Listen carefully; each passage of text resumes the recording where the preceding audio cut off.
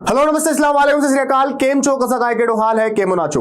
सो बच्चा पार्टी हम लोग पढ़ रहे हैं मैथमेटिकल टूल में vector and it is very very important topic और आपके एनसीईआरटी में भी है, पर इसको मैंने बहुत अच्छे तरीके से आपको मैं इसको हर एक चीज इसकी सिंपल तरीके से करके और तोड़ तोड़ के इस वेक्टर को मैं पढ़ा रहा हूं। तो हमने पिछले लेक्चर में क्या पढ़ा, हमने पढ़ा कि जब हम दो वेक्टर्स को ऐड करते हैं तो हमें रिजल्टेंट मिलता है और या फिर सब्ट्रैक्ट करते हैं तो एक नया वेक्टर मिलता है। तो उसकी जो डायरेक्शन है वो कैसे निकाली जाए, तो मैंने आपको बताया ट्रायंगल लो और पैरेललोग्राम लो, है ना। तो इन दोनों जो लॉस थे, ट्रायंगल लो और पैरेललोग्राम लो, इससे हमने सीखा कि जब हम दो वेक्टर्स को ऐड करते हैं तो उस ऐड करने के बाद में डायरेक्शन किधर होगी रिजल्टेंट की, और सब्ट्रैक्ट करते हैं तो फिर सब्ट्रैक्शन वाले उस या डिफरेंस वाले सिचुएशन में रिजल्टेंट जो होता है ना, उसकी डायरेक्शन क्या होगी, और ट्रायंगल लो से कैसे निकालते हैं और पैरेललोग्राम लो से कैसे निकालते हैं, ये चीज हमने सीखी ना। सो आज हम जिस तरफ बढ़ रहे हैं वो क्या है पॉइंट, उस पर थोड़ी चर्चा कर लेते हैं। तो भाई अब हमें क्या पढ़ना है, क्योंकि अगर देखें पिछले क्लास की बात अगर देखें तो पिछली क्लास में हमने पैरेललोग्राम लो तक यहां तक देखा कि भाई किस तरीके से vector p minus vector q की डायरेक्शन निकालनी चाहिए, कैसे vector p plus vector q की डायरेक्शन निकालनी चाहिए पैरेललोग्राम लो को यूज करते हुए, ट्रायंगल लो को यूज करते हुए, ये हमने सीखा। तो हम आगे बढ़ते हैं, आगे हम नई चीज सीखेंगे आज। चलिए, क्योंकि हम ट्रायंगल लो पढ़ चुके पैरेललोग्राम लो, तो पॉलीगन जो लो है उसके बारे में थोड़ी सी नॉलेज में आपको आप थोड़ी सी क्या पूरी दे देते हैं ना। तो पॉलीगन लो पे बात करते हैं। पॉलीगन लो पे हम क्या करेंगे, बात करेंगे। तो पॉलीगन लो कब का है, कब लगाते हैं, मतलब जब हमारे पास दो से ज्यादा वेक्टर होते हैं, जब हमारे पास में दो से ज्यादा वेक्टर होते हैं ना, दो से ज्यादा वेक्टर होते हैं, और जब आप दो से ज्यादा वेक्टर्स को ऐड कर रहे होते हो और फिर अगर आपको रिजल्टेंट की डायरेक्शन चाहिए, ध्यान सुनिए, दो वेक्टर को ऐड कर रहे हो तब तो आप ट्रायंगल लो से और पैरेललोग्राम लो से अपना काम चल जाता है, हम कर लेते हैं। बट अगर दो से ज्यादा वेक्टर हैं, अगर दो से ज्यादा वेक्टर्स को अगर आप ऐड करते हैं तो उस सिचुएशन में रिजल्टेंट अगर आपको पता करना है, रिजल्टेंट की डायरेक्शन किधर होगी अगर वो पता करना है, तो वो पॉलीगन लो हमें देता है। इसके अकॉर्डिंग ये है, सिंपल सी कहानी है, कोई बड़ी बात नहीं है। इन्होंने ये बताया कि अगर बहुत सारे वेक्टर्स हैं, जैसे मान लो है ना, ये वेक्टर ए है ना, तो अगर बहुत सारे वेक्टर्स किसी पॉलीगन, किसी रेगुलर पॉलीगन है ना, उसकी साइड्स को डिनोट करें। जैसे मान लो मैंने वेक्टर ए बनाया, एक साइड बनाई मैंने पॉलीगन की, एक और मैंने साइड बनाई, और ये साइड मान लो किसी दूसरे वेक्टर बी को डिनोट कर रही है, ठीक है ना। जैसे मान लो ये साइड में लिख रहा हूं इसको पी क्यू, ये पी क्यू जो साइड है पॉलीगन की वो वेक्टर ए को बता रही है, और क्यू आर जो साइड है वो वेक्टर बी को बता रही है ना। ऐसे ही मान लो एक और साइड मैंने ड्रॉ करी पी क्यू आर एस, है ना, तो पी एस साइड जो है मान लीजिए वेक्टर सी को बता रही है, ठीक है ना। ऐसे ही एक और साइड है, मान लीजिए ऐसे एक और साइड है, ठीक है ना, तो P Q R S T, है ना। एस टी जो साइड है मान लीजिए वो वेक्टर डी को डिनोट करती है। तो अगर ऐसा है और इस तरीके से वो क्रम में चल रहे हैं, मतलब हेड टेल से हेड टेल से हेड टेल से इस तरीके से मिल रहा है। मान लीजिए फॉर एग्जांपल हमें एग्जांपल ले रहे हैं जिसमें हमने कितनी साइड बनाई, 1 2 3 4 बनाई। हमने वेक्टर कितने लिए, 1 2 3 4, हमने 4 वेक्टर लिए, vector A, vector B, vector C, vector D. 4 की जगह 5 भी हो सकते हैं, 6 भी हो सकते हैं, 7 भी हो सकते हैं, 8 भी हो सकते हैं, 9 भी हो सकते हैं, कितने भी हो सकते हैं, 2 से ज्यादा, ठीक है ना। तो अगर हमारे पास 2 से ज्यादा वेक्टर है और अगर 2 से ज्यादा वेक्टर है और अगर वो वेक्टर्स हम किसी पॉलीगन की साइड से रिप्रेजेंट कर रहे हैं कुछ इस तरीके से, पॉलीगन की साइड नंबर 1 2 3 4 इस तरीके से हम रिप्रेजेंट कर रहे हैं, ठीक है ना। तो भाई अगर इन वेक्टर्स को जोड़ना हो तो रिजल्टेंट की डायरेक्शन क्या होगी, तो आंसर ये है सिंपल सा कि जो रिजल्टेंट होगा वो उस पॉलीगन की वो लास्ट साइड होगी जो इस पॉलीगन को क्या करेगी, क्लोज करेगी, जो इस पॉलीगन को क्या करेगी, क्लोज करेगी। और रिजल्टेंट की डायरेक्शन इस तरीके से होगी कि भाई लास्ट वाली जो साइड होगी इस तरीके से, लास्ट वाली जो साइड है ये वाली, है ना, यहां पर क्या होगा, टेल से क्या मिलना चाहिए, टेल मिलना चाहिए, जैसे ट्रायंगल लो में हुआ था ना, टेल से टेल मिलना चाहिए, और हेड से क्या मिलना चाहिए, हेड से क्या मिलना चाहिए, हेड मिलना चाहिए। जैसे आप देख पा रहे हो यहां पे क्या हो रहा है, हेड से क्या मिल रहा है, हेड मिल रहा है ना। तो ये जो लास्ट साइड है जो इस पॉलीगन को क्लोज कर रही है, बंद कर रही है ना, ये वाली साइड है ना, तो ये जो वेक्टर होगा ये इन सब का रिजल्टेंट वेक्टर होगा। मतलब अगर मान लीजिए मैं इसको ये ए बी सी डी, तो अगर मैं इसको वेक्टर ई लिख रहा हूं तो पॉलीगन लो ये कहेगा कि इस तरीके से अगर है तो फिर भाई वेक्टर ई जो होगा ना वो रिजल्टेंट होगा, मतलब ये किसके बराबर होगा, इन सब वेक्टर के वेक्टर सम के इक्वल होगा। मतलब ये होगा ऐसे, vector A plus vector B plus vector C plus vector D, यही आपका क्या है, पॉलीगन लॉ है आसान भाषा में। तो भाई यहां पे कुछ वेक्टर है, वेक्टर ए है, वेक्टर बी है, वेक्टर सी है, वेक्टर डी है, और अगर ये वेक्टर्स पॉलीगन की साइड्स के द्वारा रिप्रेजेंट किए जा रहे हैं, पॉलीगन की जो साइड है इसका जो लेंथ है वो तो मैग्नीट्यूड बता रहा है, और ये तीर का जो निशान है डायरेक्शन को बता रहा है ना, और इस तरीके से ये क्रम के अंदर इस तरीके से है, ठीक है ना।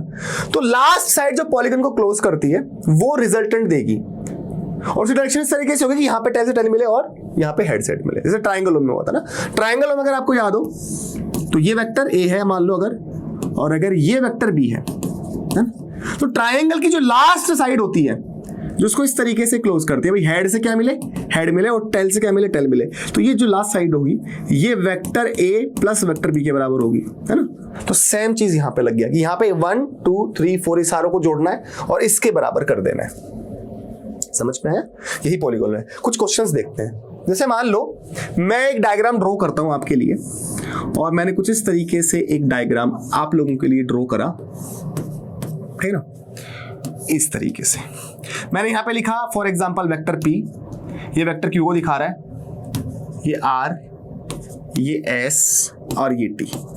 अब मैं आपको दे रहा हूं दो ऑप्शन, मुझे बताना है कि कौन सा ऑप्शन सही है और कौन सा ऑप्शन गलत है।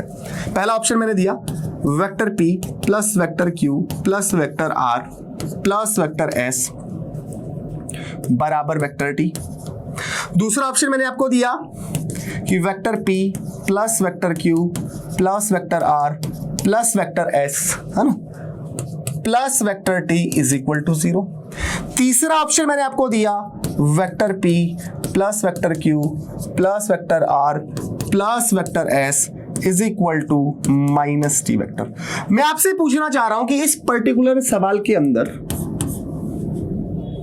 कौन सा कोई एक ऑप्शन सही है, या कोई दो ऑप्शन सही है, या तीनों ही सही है, ये सवाल मेरा आपसे है।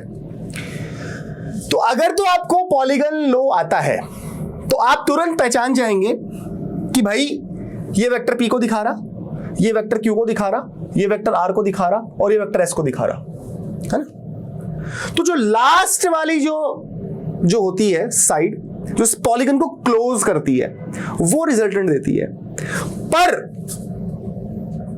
यहां पे क्या होना चाहिए, जो रिजल्टेंट होगा, मतलब अगर आप vector P plus vector Q plus vector R plus vector S को, मतलब इसको जोड़ना चाहते हैं, तो आप किसके बराबर लिखेंगे, तो आप लिखेंगे इसको इसके बराबर लिखेंगे ना, ऐसे होना चाहिए, यहां पे हेड से हेड मिलना चाहिए और जो है टेल से क्या मिलना चाहिए, टेल मिलना चाहिए, ऐसे होना चाहिए। पर सवाल में ऐसा नहीं दे रखा, ऐसा दिया हुआ है, पर हम तो जानते पॉलीगॉन लॉ के according vector P plus vector Q plus vector R plus vector S किसके बराबर होगा, इस वाली साइड के बराबर होगा, तो यहां पे जो भी लिखा हो उसके बराबर होगा, पर हमें सवाल में ये दे रखा है। अगर ये वेक्टर T है, अगर ये वेक्टर T, इसका मतलब डेफिनेटली इधर वाला क्या होगा, माइनस T वेक्टर होगा, ये सुन रहा हूं भाई।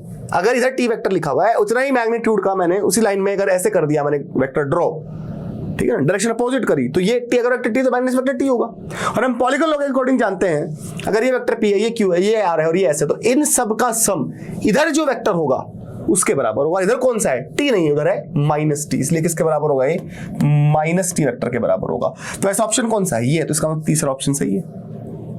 अगर इसको और अच्छे से लिखें तो क्या लिख सकते हैं, इसको लिख सकते हैं vector P plus vector Q plus vector R plus vector S, minus इधर आएगा तो प्लस का हो जाएगा, तो plus vector T is equal to 0, ठीक है। तो ये हमने सीखा। तो यहां से एक चीज और समझ में आती है, मतलब अगर सबकी ये जितने भी साइड्स अगर ये सब बराबर हैं, सबका मैग्नीट्यूड अगर क्या है, बराबर है, और इस तरीके से ये क्लोज कर रहा है, ये लास्ट वाली साइड अगर इसको ऐसे भी क्लोज कर रही है, तो इन सबका सम क्या होगा, 0 होगा, सबका सम क्या होगा, 0 होगा। फॉर एग्जांपल अगर मैं ऐसा बोलता, मैं एक ट्राइंगल ड्रॉ करता, इक्विलेटरल ट्राइंगल ड्रॉ करता, और इक्विलेटरल जो ट्राइंगल है, इक्विलेटरल सब किस मतलब सारी साइड बराबर है, और इक्विलेटरल ट्राइंगल की तीनों साइड तीन वेक्टर को बता रही है, मान लो ये वेक्टर A को बता रही, ये वेक्टर B को बता रही और ये वेक्टर C को बता रही, और क्रम नहीं टूट रहा इस तरीके से, तो इसका मतलब साफ समझ में आ रहा है कि vector A plus vector B plus vector C बराबर क्या होगा, 0 होगा। समझ में आ रही बात, तो ऐसा रहता है। ठीक है ना, क्योंकि हम जानते हैं, ध्यान से देखेंगे vector a plus vector b किसके बराबर होगा, इधर जो वेक्टर होगा उसके बराबर होगा। मतलब आप यहां से ऐसे क्वेश्चन बना सकते हो ना, vector a plus vector b is equal to क्या होना चाहिए, माइनस वेक्टर c होना चाहिए, क्योंकि हमारा जो ट्राइंगल हमने सीखा है उसमें ये रिजल्टेंट होता है, इधर डायरेक्शन वाला होता है। और अगर क्वेश्चन में ये वेक्टर सीधे रखा है, इसका मतलब डेफिनेटली ये क्या होगा, माइनस वेक्टर c होगा। तो उसको जब अरेंज करोगे तो ये इक्वेशन ऐसी बन जाएगी। तो मैं यही आपको सिखाना चाह रहा हूँ, यही आपका क्या है, पॉलीगन लॉ है। सिंपल सी कहानी। कुछ एक क्वेश्चन करते हैं ताकि आपको थोड़ा सा और इसका जो है एहसास समझ में आ जाए। जैसे मान लो मैंने एक क्वेश्चन बना दिया आप लोगों के लिए, मैंने एक ये साइड ड्रॉ कर दी, फिर मैंने एक ये साइड ड्रॉ कर दी, ठीक है ना, फिर मैंने एक ये साइड ड्रॉ कर दी। मान लो मैंने यहाँ पे लिखा a, यहाँ मैंने लिखा b, c, d, ठीक है ना, E, ये और ये बराबर है, पैरेलल होनी चाहिए, पैरेलल नहीं बन रही है, पैरेलल बना देते हैं, ठीक है ना। तो ये इस तरीके से A B B C C D और यहाँ पे E आ गया, ठीक है ना, और यहाँ पे ये आपका F आ गया, ठीक है ना। तो ए बी वेक्टर है, ये बी सी वेक्टर है, ये सी डी वेक्टर है, और ये डी ई वेक्टर है, और ये ई एफ वेक्टर है, ठीक है। और इस तरीके से आपके पास में, और मान लीजिए मैंने ऐसे एक वेक्टर और बना दिया, क्लियर है, तो ओके सर बना दिया। अब मेरा जो सवाल है आपसे, सवाल क्या समझ रहा है, अगर इस तरह का डायग्राम मैंने बनाया, ध्यान समझना। और एक और चीज कर रहा हूं, यहां पे पॉइंट मैंने O लिख दिया, क्लियर, यहां पे पॉइंट मैंने O लिख दिया, ठीक है ना। अब मैं क्या बोल रहा हूं, मैं आपसे बोल रहा हूं फाइंड वैल्यू ऑफ, करना इसको ना वीडियो पॉज करके, जितना भी क्वेश्चन कराऊंगा अच्छे कराऊंगा आपको मैं, ये ध्यान रखना। किसकी वैल्यू चाहिए हमको, हमको चाहिए A B vector plus A C vector plus A D vector plus A E vector plus A F vector, इसकी वैल्यू हमें चाहिए। पहला ऑप्शन आपको देता हूं 6AO वेक्टर, दूसरा ऑप्शन आपको देता हूं 3AD वेक्टर, नेक्स्ट ऑप्शन देता हूं आपको मैं 6AC वेक्टर, फोर्थ ऑप्शन आपको देता हूं मैं, डी ऑप्शन देता हूं आपको मैं 4AE वेक्टर, है ना। आपको बताना है इनमें से कितने ऑप्शन सही हैं, 2 ऑप्शन सही है, 1 सही है, 3 सही है, या कोई भी सही नहीं है। तो ये सवाल हमें करना है, ठीक है ना। आपको इस तरीके से डायग्राम मिला क्वेश्चन में, और आपको बोला कि इसकी वैल्यू बताओ, और आपको इस तरीके से कुछ इन्होंने ऑप्शंस दे दिए, बताओ इस पे क्लिक करके बताओ, ठीक है ना, कौन से सही है, ठीक है ना। चलिए, तो गाइस क्वेश्चन का जवाब हमें ढूंढना, थोड़ा सा दिमाग लगाना पड़ेगा भाई। अगर हमें क्या चाहिए, A B A C A D A E A F vector चाहिए, तो हम लिख लेते हैं पहले साथ में, यहां पे लिख लेते हैं कि भाई हमें जो निकालना है वो निकालना है ए बी वेक्टर, बोलो okay sir, plus A C vector, yes, plus A D vector plus A E vector plus A F vector. Sir ये हमें जो चीज है वो चाहिए, ठीक है, मतलब ओके सर।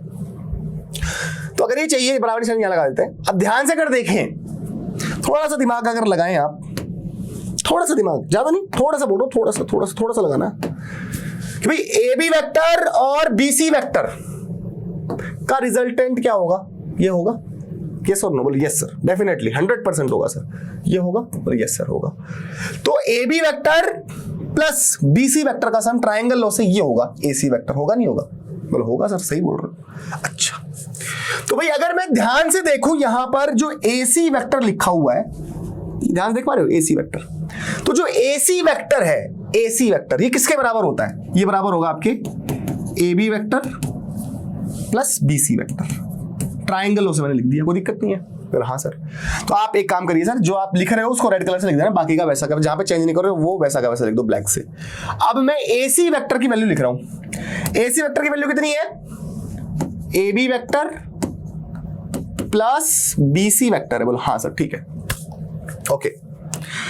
अब यहां पे मैंने लिख दिया ए डी वेक्टर, क्योंकि मैं अगर ऑप्शन देखूं तो मेरे पास एओ के फॉर्म में है, एडी के फॉर्म में, तो कहीं ना कहीं मुझे इधर घुसना है, मुझे एडी कहीं ना कहीं रखना है, मुझे एओ कहीं ना कहीं रखना है, एसी, है ना, तो ये ध्यान रखना है। चलिए आगे देखते हैं।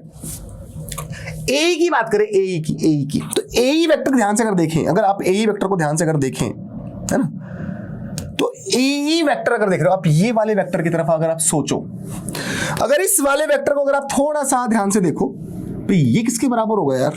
तो बस सीधी सिंपल सी बात है यार, यहां से यहां बस इतना देखो, ये वाला ट्रायंगल देखो बस आप, है ना। तो ये वाला वेक्टर किसके बराबर होगा? ये वाला वेक्टर बराबर होगा एडी वेक्टर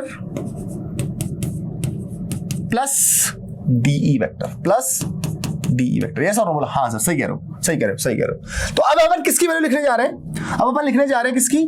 ये जो आपको ए दिख रहा है ना, ये आपको जो ए दिख रहा है, इस ए की वैल्यू अपन लिखने जा रहे हैं। ए की वैल्यू कितनी है? इसकी वैल्यू कितनी है? ये रही AD vector plus D vector, ठीक है ना। आप चाहो तो वीडियो पॉज करके खुद भी इसको ट्राई कर सकते हो, जरूरी नहीं मेरे करने का आप इंतजार करें, ठीक है ना। ओके सर, अब आ गया हमारे पास में कौन सा?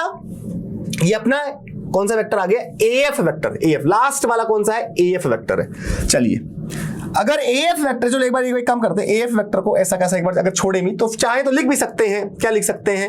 ए वेक्टर प्लस ईएफ वेक्टर। चाहो तो एक बार एएफ वेक्टर को जो है ना, एएफ जो वेक्टर है उसको ऐसा कैसा एक बार लिख लेते हैं, यहाँ पे एक बार लिख लेते हैं, काम आएगा तब देख लेंगे। अब जो कुछ जर्नल बातें हैं, जो नोट करने वाली बातें हैं, वो दिखा देता हूं आपको मैं। ध्यान से अगर देखो तो ए बी वेक्टर को देखो और आप देखो डी वेक्टर को, तो इनकी डायरेक्शन जस्ट क्या है? अपोजिट है, और मैग्नीट्यूड तो बराबर है, सारे साइड से इक्वल है। तो ए बी वेक्टर बराबर क्या लिख सकते हो आप? माइनस का डीई वेक्टर लिख सकते हो ना? यस और नो? हाँ सर, लिख सकते हैं। ए बी वेक्टर बराबर आप क्या लिख सकते हैं? ए बी वेक्टर बराबर आप लिख सकते हैं माइनस का डीई वेक्टर। तो ए बी वेक्टर बराबर माइनस डीई, कहने का मतलब ये कि ए बी वेक्टर जो होगा वो डी वेक्टर से कट जाएगा, क्योंकि यहां पर ए बी वेक्टर है, तो ये जहां पर भी डी लिखा होगा, क्योंकि ये जो जहां पर भी ए बी लिखा होगा, ये भी किसके बराबर होगा? माइनस का डी के बराबर होगा। यस और नो? माइनस का डी तो कट जाएगा। या फिर आप ऐसे कह सकते हैं कि ए बी वेक्टर ये इधर आएगा तो प्लस का हो जाएगा डी, तो ए बी वेक्टर और प्लस डी वेक्टर क्या होंगे? जीरो होंगे। यस और नो? बोलो हाँ सर, सही कह रहे हो। तो भाई अगर आपको दिख रहा है कहीं पे A B, yes A B दिख रहा है, कहीं पे आपको डी दिख रहा है, यस ये दिख रहा है, तो ए बी प्लस डी क्या होंगे? जीरो होंगे। तो मतलब ये कट गए एक दूसरे से, क्योंकि ए बी और डी जो एक दूसरे के क्या नेगेटिव वेक्टर है, ठीक है ना। तो ए बी वेक्टर बराबर माइनस का डी है, तो कट गया वो। तो यहाँ पे ए बी लिखा था, यहाँ पे डी लिखा था, तो कट गया। तो ए बी वेक्टर बराबर आप माइनस का डी वेक्टर लिख सकते हैं, और प्लस के डी वेक्टर से माइनस का डी वेक्टर कट गया। ठीक है, समझाएगा नहीं? बोलो ओके। आगे और ढूंढते हैं, क्या और हम डी बना सकते हैं कहीं से? क्या हम और कहीं से डी बना सकते हैं? ध्यान से अगर देखें तो भाई यहां पे थोड़ा सा अगर और आगे चलते हो तो यहां पे क्या लिखा हुआ है? AC बराबर क्या लिखा है? AB प्लस BC, फिर यहां पे AD, और ये AD है, ये क्या है आपका AD। देखो AD वेक्टर कहां लिखा हुआ है? ये आपका AD वेक्टर लिखा हुआ है, ठीक है ना। अगर देखें तो AF, ये क्या आपका AF, तो थोड़ा सा AF को हम और वापस से लिखते हैं, ध्यान सुनना। हमारे पास क्या बचा? हमारे पास जो बच रहा है वो अब एक बार लिख लेते हैं। हमारे पास आ गया AB वेक्टर, बोलो ओके सर। एक आ गया BC वेक्टर, एक आ गया हमारे पास में AD वेक्टर, यस। देखो एक चीज कर लो ना, AD वेक्टर यहां पर भी है, AD वेक्टर यहां पर भी है, तो ये हो गया 2AD वेक्टर। यस और नो? बोलो हाँ सर, ठीक है सर। AF वेक्टर की बात आ गई। किसकी आ गई? इस AF वेक्टर की बात आ गई। अगर AF वेक्टर को देखो तो AF वेक्टर किसके बराबर होगा? AE vector plus EF vector. Yes और नो? AF वेक्टर, ये वाला वेक्टर AF वेक्टर, ये जो वेक्टर है, ये इस वेक्टर के वेक्टर के बराबर होगा। किससे? इस वाले ट्रायंगल में लगाओ तो, है ना। तो AF वेक्टर ये किसके बराबर होगा? AE vector plus plus plus plus EF vector plus EF vector, ठीक है ना। बोल हाँ सर। तो ये साइड और ये साइड देख ली। अब एक काम करो, ये वाले दोनों साइड देखो, इन दोनों की डायरेक्शन जस्ट क्या अपोजिट है, मैग्नीट्यूड में बराबर है। तो इसका मतलब यहां से अगर लिखो तो BC वेक्टर बराबर क्या लिख सकते हो? माइनस का EF वेक्टर लिख सकते हो। यस और हाँ सर, लिख सकते हैं। तो भाई BC वेक्टर का नेगेटिव वेक्टर कौन है? EF वेक्टर है। तो अगर कहीं पे BC वेक्टर दिख रहा है, यस BC वेक्टर दिख रहा है सर। क्या कहीं पे EF वेक्टर दिख रहा है? यस सर, EF वेक्टर दिख रहा है। इसका मतलब BC vector plus EF vector क्या होगा? जीरो होगा। चूंकि आप BC वेक्टर की जगह क्या लिख सकते हो? माइनस का EF वेक्टर लिख सकते हो यहाँ पे, बोला हाँ। और ये माइनस का ये वेक्टर हो जाएगा और ये प्लस का ये कट जाएगा। तो इसका मतलब इससे ये भी क्या हो गया? छम्मा छम्मा हो गया, ये भी कट गया। बोलो हाँ सर, कट गया, सही कह रहे हो। तो भाई अगर यहाँ पे देखे ध्यान से, तो ये AB वेक्टर प्लस ये 2AD वेक्टर, बोलिए सर, और यहां पे क्या बच रहा, दोबारा AE वेक्टर आ रहा, AE वेक्टर आ रहा, बोला हाँ सर। और AE वेक्टर जो है, ये AE वेक्टर किसके बराबर है, AD vector plus D vector के बराबर है, बोलिए यस सर। ध्यान से लिख लो, AB vector plus 2AD vector, AE vector, ये जो AE वेक्टर है ये AD वेक्टर के और DE वेक्टर के बराबर है, तो मैंने लिख भी रखा है। AE वेक्टर जो है AD vector plus DE vector के बराबर है, बोल हाँ सर है, बराबर है। तो भाई ध्यान से कर देखो, हम जानते हैं AB वेक्टर बराबर है माइनस का D वेक्टर, तो आप AB की जगह लिख सकते हो माइनस का D लिख सकते हो, और बोला हाँ लिख सकते हैं, तो इससे क्या हो जाएगा, कैंसिल आउट हो जाएगा। ध्यान से अगर देखें तो आपके पास 2AD और AD मतलब 3AD वेक्टर आ गया, 3AD वेक्टर आ गया। तो ये ऑप्शन 100% सही है, ये जो ऑप्शन है आपका 100% सही है, ऑप्शन बी इज 100% सही।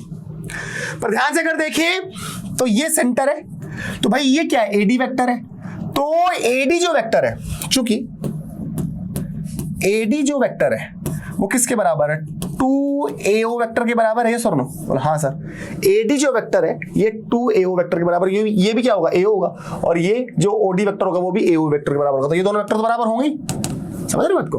हाँ, तो भाई चाहो तो आप इसको ऐसे भी लिख सकते हो 6AO वेक्टर, क्योंकि एक AD बराबर 2AO है, तो 3AD बराबर 6AO होगा, तो ऑप्शन ए भी सही होगा। तो इस तरीके से आपसे क्वेश्चन पूछे जा सकते हैं, ठीक है ना। तो ये आपका एक जो पॉलीगन होता है उस पर एक सवाल बन गया, इस तरह का क्वेश्चन पूछ सकता है वो आपसे। खैर, अब हम जो पॉइंट पढ़ने वाले हैं, अभी तक हम डायरेक्शन पे बात कर रहे थे, ड्रॉ करना सीख रहे थे रिजल्टेंट को, अब हम बात करेंगे मैग्नीट्यूड पे, है ना। तो आइए हम सीखेंगे पहले सम के लिए ना, तो हम सीखेंगे पहले magnitude of resultant, magnitude of resultant of two vectors of sum. तो जब अपन दो वेक्टर्स को ऐड करते हैं, जब अपन दो वेक्टर्स को क्या करते हैं बेटे, जब हम दो वेक्टर्स को क्या करते हैं बेटा, ऐड करते हैं, ठीक है ना।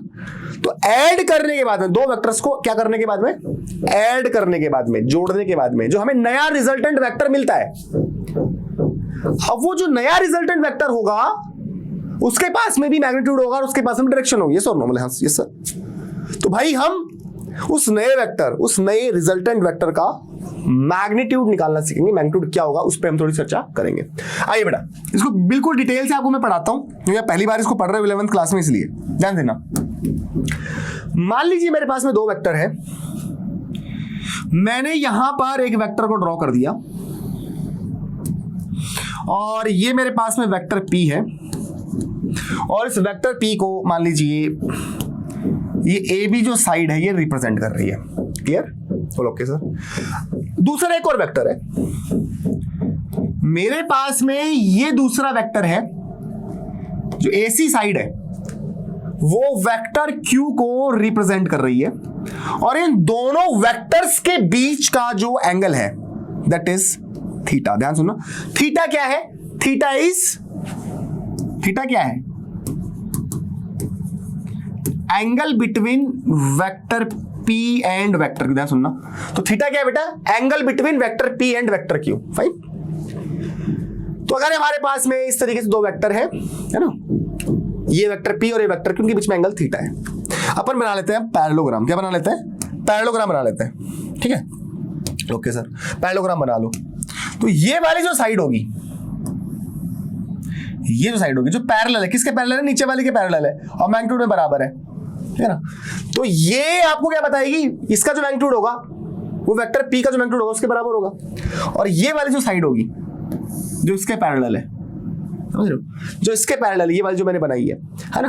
तो अगर ये वाली साइड वेक्टर Q का मैग्नीट्यूड बता रही है, इसकी जो लेंथ है वो वेक्टर Q का मैग्नीट्यूड बता रही है, तो इसकी लेंथ भी वेक्टर Q के मैग्नीट्यूड के बराबर होगी। ओके सर, सही बात कह रहे हो, ओके जी।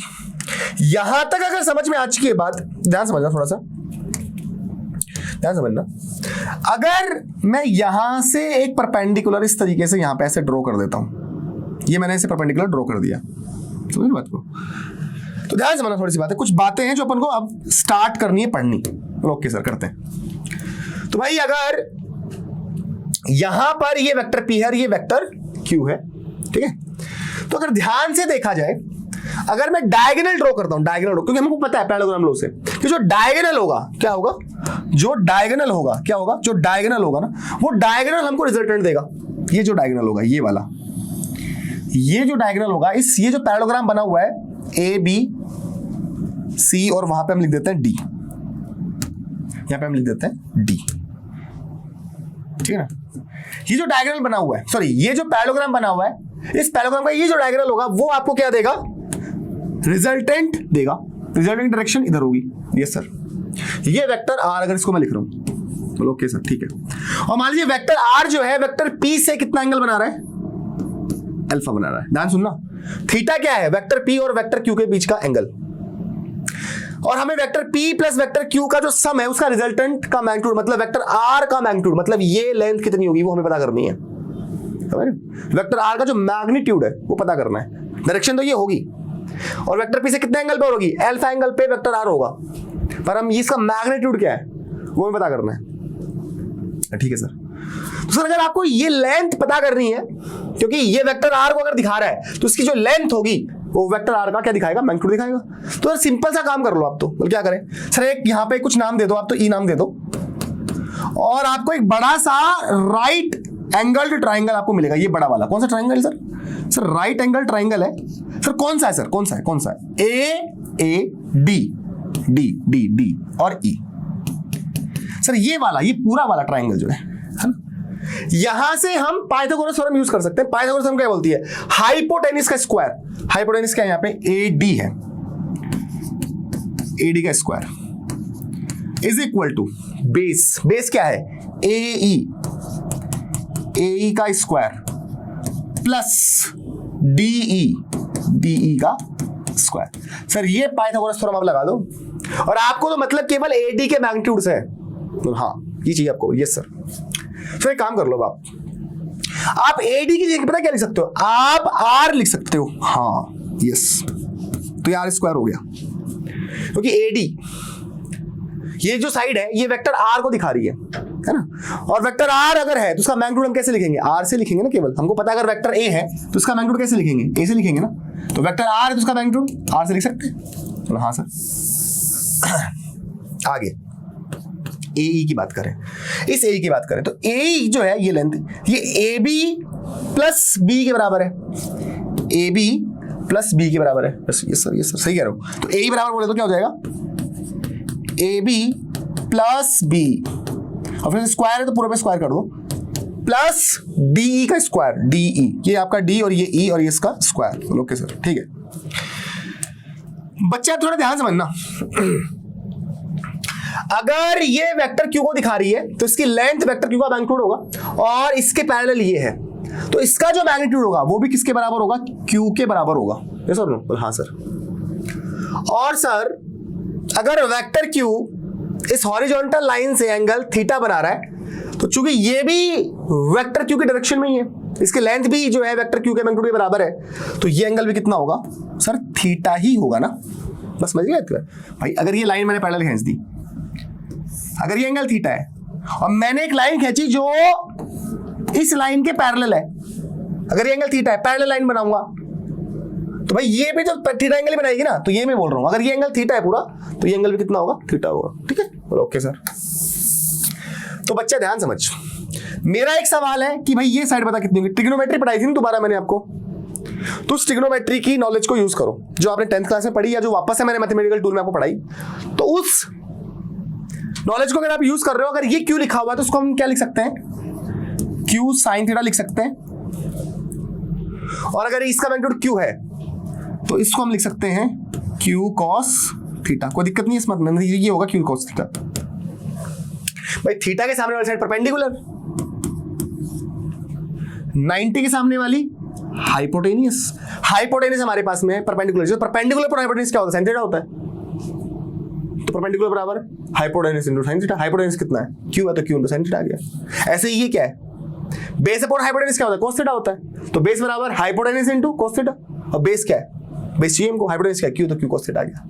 ठीक है, थीटा के पास वाली जो साइड होती है कोस में होती है, और है ना थीटा के सामने वाली जो होती है साइड वो साइन में लिखी जाती है। ऐसे भी आप ट्रिक याद रख सकते हो, डायरेक्ट आप लिख सकते हो। ठीक है, ओके सर आगे बढ़ते हैं सर, फटाफट से बढ़ते हैं आगे। बोलो ओके सर, बढ़ते हैं, बिल्कुल बढ़ेंगे भाई। मैं तो धीरे से पढ़ा रहा हूँ, किसी भी पेज का बच्चा हो वो समझ ले, जिसको जल्दी पढ़ना है वो थोड़ा सा 2x पे डाल दो उस वीडियो को, ठीक है ना। तो आर स्क्वायर, बोलो ओके सर। ए बी ये जो है ए बी, ये वेक्टर पी को बता रहा है, और अगर ये वेक्टर पी को बता रहा है तो इसका जो लेंथ होगा वो उतना ही होगा जितना कि वेक्टर पी का मैग्नीट्यूड होगा। यस और नो? बोल हाँ। तो चूंकि ए बी साइड जो है वेक्टर पी को बता रही है, तो इसका जो लेंथ होगा वो वेक्टर पी के मैग्नीट्यूड के बराबर होगा। तो ए बी जो होगा, ए बी की लेंथ क्या होगी? पी के बराबर। तो आप लिख सकते हो P square, sorry P square नहीं, अंदर है तो पी स्क्वायर, ए बी की जगह पी, और बीई की जगह लिख सकते हो, बी की जगह, बीई की जगह sir Q cos theta, Q cos theta, फिर स्क्वायर है sir. Okay, DE sir, DE जो है वो आपका है क्यू साइन थीटा। सो भाई मैं यहां लिख रहा हूं क्यू साइन थीटा। बोलो ओके सर, बहुत बढ़िया, बहुत सही है, यहां तक कोई दिक्कत नहीं है सर। बेटे अगर यहां तक दिक्कत नहीं है ना तो आगे दिक्कत आएगी भी नहीं। इस पे स्क्वायर था ना, तो इस पे भी क्या आ जाएगा? स्क्वायर आ जाएगा। तो भाई ये आर स्क्वायर हो गया, ए प्लस बी का होल स्क्वायर पता होगा, A square plus B square plus 2 A B. तो यहां पे अपन ने ए प्लस बी का होल स्क्वायर लगा दिया, A square plus B square plus 2ab। तो ए का काम पी कर रहा है, बी का काम क्यू, ए का काम ये कर रहा है, क्यू को का काम बी कर रहा है। और यहां पे क्या है? Q square sine square theta. ठीक है भाई, ध्यान से अगर देखो थोड़ा सा इसको, तो काम इसका खत्म हो चुका है। यहां पे क्यू स्क्वायर है, यहां पे क्यू स्क्वायर कॉमन ले लो, तो अंदर क्या बचेगा? तो अंदर जो बचेगा मैटर वो ये बचेगा, कॉमन लोगे तो। और ये जो ऐसा कैसा लिख दो यहाँ पे 2pq cos थीटा। बोलो ओके सर, ठीक है भाई। हम जानते हैं Q square cos square theta plus sine square theta की वैल्यू कितनी होती है? 1 होती है, पढ़ा चुका हूं मैं आपको। तो आर स्क्वायर बराबर कितना हो गया? P square plus Q square plus 2pq cos theta. तो ये हमने फाइनल रिजल्ट निकाल लिया। तो यहां से आर बराबर क्या हो जाएगा? आर बराबर हो जाएगा under root P square plus Q square plus 2pq cos theta. भाई स्क्वायर हटाओगे तो क्या आ जाएगा? रूट आ जाएगा ना। भाई ये हमारा रिक्वायर्ड फॉर्मूला हो गया। तो इसको आप इक्वेशन नंबर चाहो तो 1 दे दो, जैसे आपकी मर्जी पड़े, जो भी है ना। ओके सर, तो ये जो इक्वेशन देख रहे हो, मतलब अगर आपके पास में दो वेक्टर हैं, वेक्टर p और वेक्टर q, और उनके बीच में एंगल अगर थीटा है, तो उनके सम का जो रिजल्टेंट होगा, और उस रिजल्टेंट का जो मैग्नीट्यूड होगा, वो किसके बराबर होगा? वो होगा बराबर under root P square plus Q square plus 2pq cos theta के बराबर। ओके, बड़ा सिंपल सा है, अच्छे से याद रखना है। ठीक है सर, तो दो वेक्टर के सम का जो रिजल्टेंट है उसका मैग्नीट्यूड होता है under root P square plus Q square plus 2pq cos theta. Sir ये अल्फा एंगल भी बताओ ना यार, अल्फा क्यों लिखा तो होगा ना आपने। भाई अल्फा मतलब क्या बता रहा है? अल्फा ये बता रहा है कि जो रिजल्टेंट है वेक्टर आर जो है, रिजल्टेंट जो है सम का, वो पी से, वेक्टर पी से कितने एंगल पर है, कितने एंगल पर है। यस और नो? Yes sir. सो क्या हमें ये एंगल अल्फा जो है वो निकालना चाहिए? हाँ सर, निकालना तो चाहिए ना। अगर आपने ये एंगल लिखा है तो किसी वजह से तो लिखा ही होगा। तो भाई ये हमारी जिम्मेदारी बनती है कि इस अल्फा को भी निकाला जाए। तो अब हम दूसरा जो पॉइंट इस पे हम टारगेट करेंगे वो यही करेंगे कि अल्फा की वैल्यू कितनी होगी। तो आई होप आप सब तैयार होंगे। तो चलिए, अगर इस अल्फा की बात कर रहे हैं तो मैं काम करता हूं, ये ट्राइंगल लेता हूं, सेम ट्राइंगल लेता हूं, है ना। तो अगर वापस से याद करें तो हमारे पास एक वेक्टर p था और एक वेक्टर q था। यस और नो? फिर हमने यहां पर इस तरीके से क्या करी थी? पैरेलल लाइन ड्रॉ करी थी। बोलो यस सर। और फिर यहां पे एक परपेंडिकुलर ड्रॉ कर दिया था, ठीक है ना। और ये हमारा क्या था, रिजल्टेंट था। और जो रिजल्टेंट है वेक्टर आर, वो वेक्टर पी से कितना एंगल बना रहा है, अल्फा बना रहा है। हमारा टारगेट इस एंगल अल्फा को निकालना। तो भाई जो राइट ट्राइंगल है ये वाला पूरा, यहां से आप क्या करिए, tan अल्फा निकालिए। और tan थीटा बराबर क्या होता है, क्योंकि हम जानते हैं पंडित बद्री प्रसाद अपॉन हर हर बोले होता है। tan थीटा बराबर क्या होता है, परपेंडिकुलर अपॉन बेस होता है। क्या होता है, परपेंडिकुलर अपॉन बेस। थीटा की सामने साइड परपेंडिकुलर, परपेंडिकुलर ये लाइन, और ये जो लाइन थी ये किसके बराबर थी, अगर आपको याद हो, क्यू साइन थीटा के बराबर थी, क्योंकि एंगल थीटा था, और ये क्यू के मैग्नीट्यूड के बराबर था। फिर भी अपन साइड देखा, साइड का नाम क्या था, साइड का नाम था डीई। क्या नाम था, DE. DE perpendicular upon base, Pandit Badri Prasad upon हर हर बोले। परपेंडिकुलर कितना है भाई, परपेंडिकुलर है सर डीई। और बेस, बेस क्या है आपका, यहां पे क्या था, यहां पे शायद क्या लिखा था, ए लिखा था ना, यहां पे हमने लिखा था ए और यहां पे लिखा है ई। तो यहां पे ए है, यहां पे बी है और यहां ई है, तो ये बराबर हो गया ए ई के। Okay sir. भाई tan अल्फा की देखिए बात, तो भाई डी किसके बराबर है, डी किसके बराबर है, क्यू साइन थीटा के बराबर है। Yes sir, Q sine theta के बराबर है। ओके। एंड ये जो बेस है वो किसके बराबर है, बेस बराबर है एई के, और एई जो है एई ये किसके बराबर है, ए बी प्लस बी। और जो ए बी है उसका मैग्नीट्यूड कितना होगा, पी के बराबर। और जो बी है ये किसके बराबर है, क्यू कॉस थीटा के बराबर है। लो साहब, आपका आंसर आ चुका, tan अल्फा ही होगा। तो भाई यहां से अल्फा अगर लिखोगे तो अल्फा कैसे लिखोगे, tan inverse Q sine theta upon P plus Q cos theta, ठीक है ना। ये तो पता है कैसे हुआ, अरे मेरे भैया कहीं को तो समझ में नहीं आया होगा ये। भाई साइन थीटा बराबर अगर मान लो एक है, समझो, है ना, तो थीटा बराबर कैसे लिखोगे आप, साइन इनवर्स 1 लिखोगे। अगर मान लो cos थीटा बराबर y है, समझो, तो थीटा बराबर कैसे लिखोगे, cos इनवर्स y लिखोगे, ऐसे लिखोगे। इनवर्स ट्रिग्नोमेट्रिक फंक्शन बोलते हैं इनको, तरीका होता है लिखने का ये। तो भाई अल्फा जो हमारा आया वो कितना आया, tan inverse q upon sin theta upon q sin theta upon p plus q cos theta. तो ये हमारे पास में रिजल्टेंट जो वेक्टर उसकी डायरेक्शन आ गई एंगल के टर्म्स में, कि रिजल्टेंट जो वेक्टर होगा r, वो वेक्टर p से कितने एंगल पे होगा, अल्फा एंगल पे होगा। तो अल्फा कितना होगा, इतना होगा। अब इसको कैसे याद रखें, भाई p और q के बीच में एंगल कितना, थीटा। तो एक तो वो थीटा काम आएगा। तो वेक्टर r जो है किससे एंगल बना रहा है, वेक्टर r किससे एंगल बना रहा है, p से एंगल बना रहा। वेक्टर r किससे अल्फा एंगल बना रहा है, किससे बना रहा है, किससे बना रहा है सर, वेक्टर p से बना रहा है। तो वेक्टर p को भूल जाना, दूसरा वेक्टर क्या, q को पकड़ना। तो क्या लिखा, q साइन थीटा, ऐसे याद करना, q sign theta upon q cos theta, ऐसे लिख देना। और किससे बना रहा, p से बना रहा है ना, तो प्लस p, बस काम खत्म, बराबर tan अल्फा, ऐसे करना है। बस समझ आई। दोबारा बताता हूं, ये कैसे याद रखोगे फॉर्मूला, भाई वेक्टर r वेक्टर p से एंगल बना रहा है, अगर p से एंगल बना रहा है, और ये अल्फा एंगल जानना है, तो tan अल्फा कैसे लिखोगे, p से बना रहा तो p को भूल जाओ, q को पकड़ो। p से बना रहा तो p को भूल जाओ, q को पकड़ो। फिर क्या लिखो, q साइन थीटा, वो थीटा जो p और q के बीच में है, अपॉन q cos थीटा, याद रह जाएगा।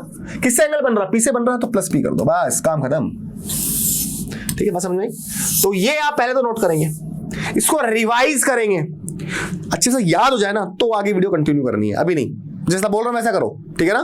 तो ये क्लास में भी मैं क्या कर रहा हूं, ऐसे पढ़ाया, इसको एक बार रिवाइज करवाया अच्छे से, उसके बाद में आगे पढ़ाता था। तो वही काम तुमको भी करना है, ठीक है बेटा। आगे बढ़ते हैं, आइए प्रैक्टिस करवाता हूं, थोड़ी सी प्रैक्टिस की रिक्वायरमेंट है भाई। अभी मैंने सिखाया, मान लो मेरे को बताना, ये अगर वेक्टर ए को बता रहा और अगर ये वेक्टर बी को बता रहा, ध्यान सुनना, ये अगर वेक्टर ए को बता रहा, ये वेक्टर बी को बता रहा, और अगर तुम्हारा जो रिजल्टेंट है वेक्टर आर, वो इससे कोई एंगल अल्फा बना रहा, और इन दोनों के बीच में एंगल अगर थीटा है, वेक्टर ए और वेक्टर बी के बीच में एंगल अगर थीटा, तो मैं पूछ रहा हूं बताओ tan अल्फा की वैल्यू बताओ क्या होगी, कैसे याद करोगे? तो जो रिजल्टेंट है वो वेक्टर आर है ना, बोला yes sir resultant vector R है ना। तो भाई क्या लिखोगे, किससे एंगल बन रहा है इससे, तो एक को भूल जाओ सर, बी को पकड़ो, तो क्या लिखोगे आप, बी साइन थीटा, थीटा वो थीटा जो कि वेक्टर ए और वेक्टर बी के बीच में है, upon B sine theta upon B cos theta. Sir किससे एंगल है, ए से एंगल है ना सर, प्लस ए कर दो सब, ये सिखाया था आपने। चलो एक आधी प्रैक्टिस और करते हैं। मैंने कहा कि मेरे पास दो वेक्टर हैं, एक v1 वेक्टर है,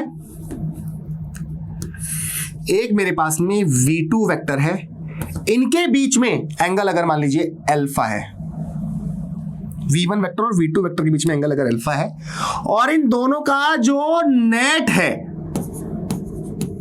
v नेट है ना, वो एंगल कितना बना रहा है, बीटा बना रहा है v1 वेक्टर से। तो बताओ tan बीटा कैसे लिखें, tan बीटा कैसे लिखें,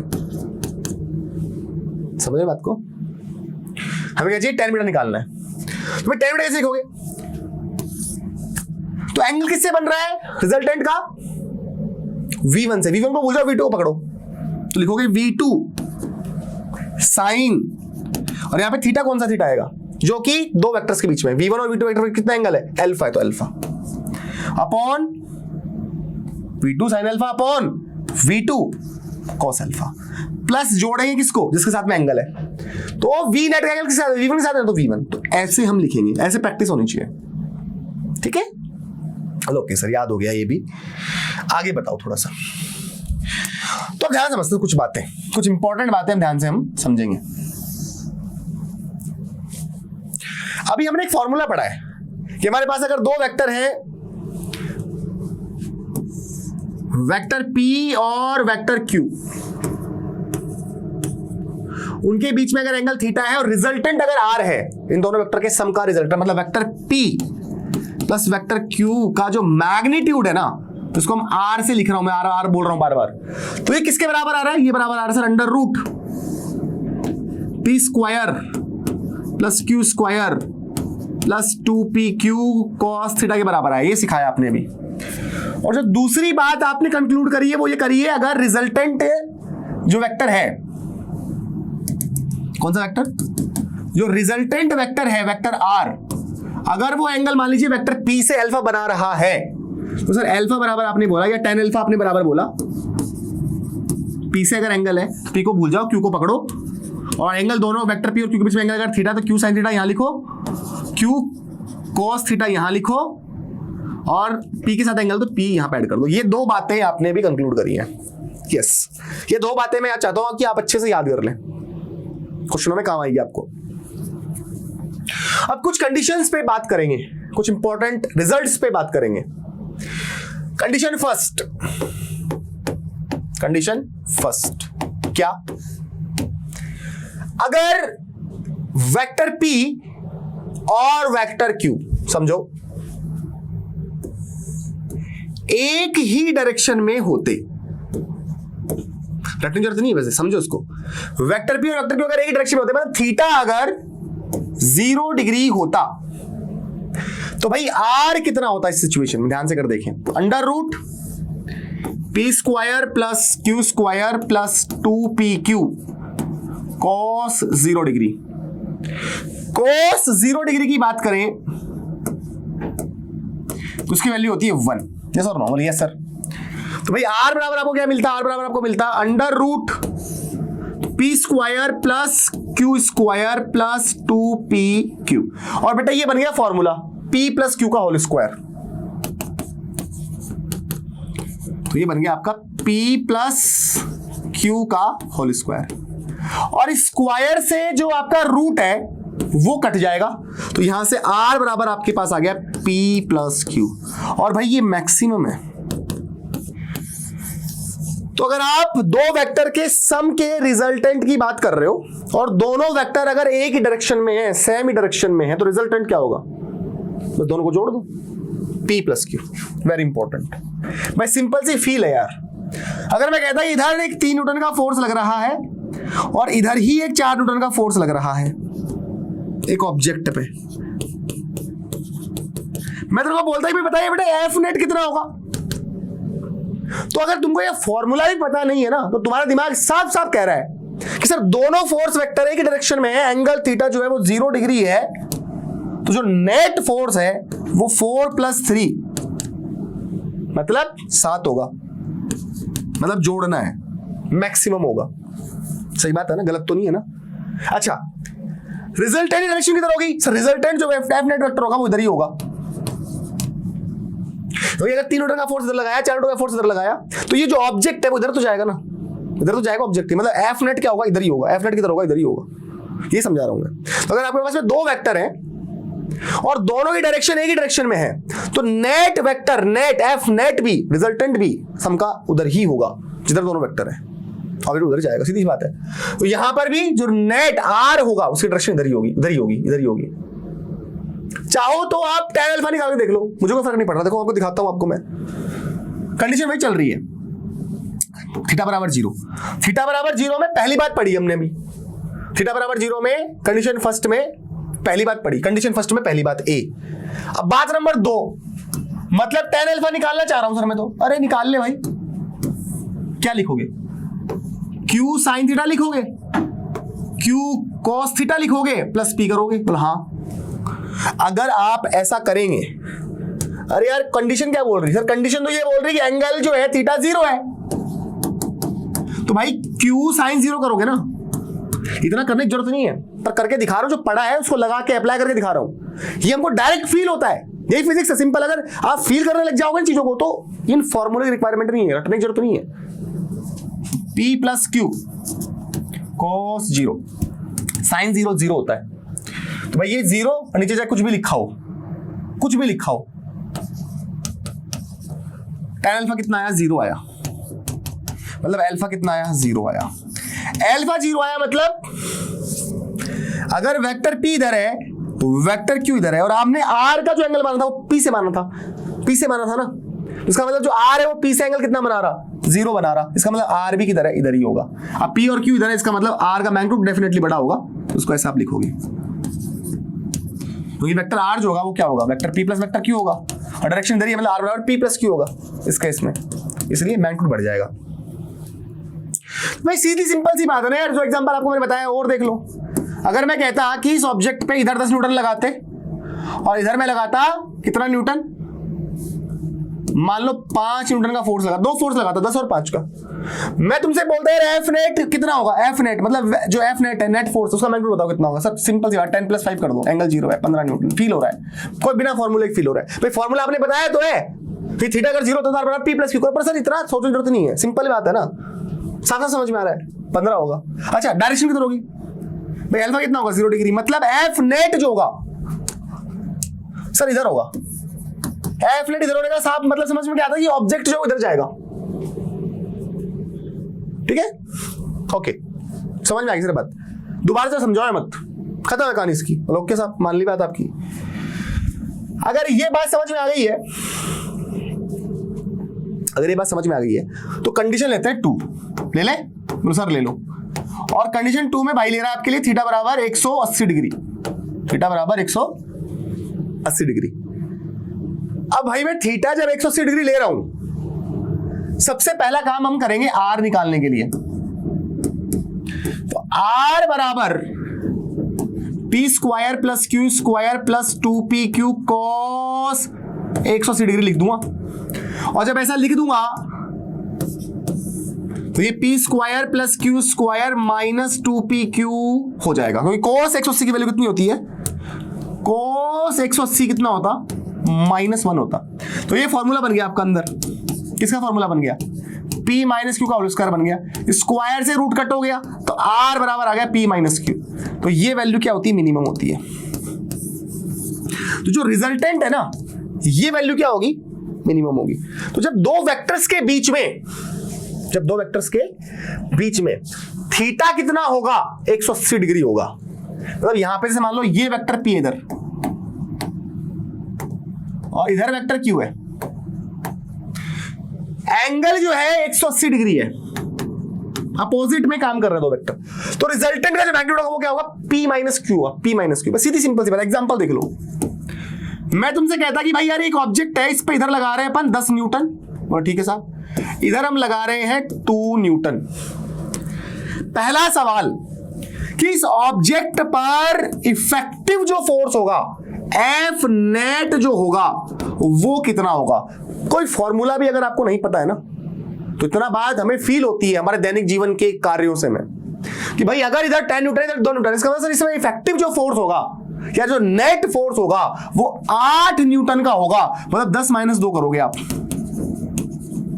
और जो 8 न्यूटन की जो डायरेक्शन होगी, जो एफ नेट की डायरेक्शन होगी, वो उधर ही होगी जिधर बड़ा वाला फोर्स है। मतलब अगर 10 न्यूटन है, इधर 2 न्यूटन लगा रहे हैं, मतलब यहां पे एक ऑब्जेक्ट को 10 लोग खींच रहे हैं, इधर 2 लोग खींच रहे हैं।